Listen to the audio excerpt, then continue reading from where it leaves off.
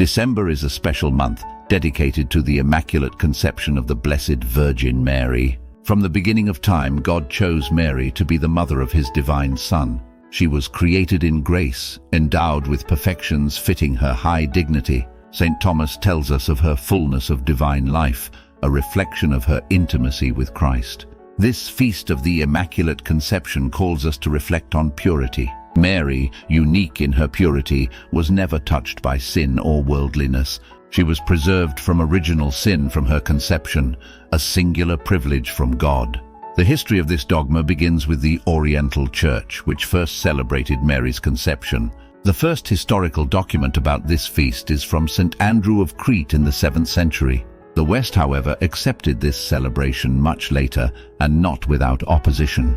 The earliest evidence in the West comes from a 9th century marble calendar found in Naples. England was pivotal in introducing this feast to the Latin liturgy, as seen in Leofric's kalendarium from the 11th century.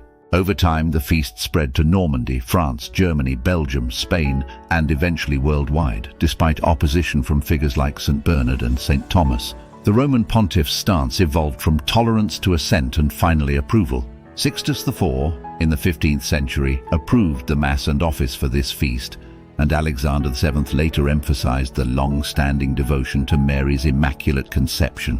In 1693, Innocent XIV declared the octave of this feast to be universally celebrated, elevating its importance. Finally, Pius IX, in 1863, after defining the dogma of the Immaculate Conception, promulgated a new Mass and office, solidifying this celebration in the church calendar.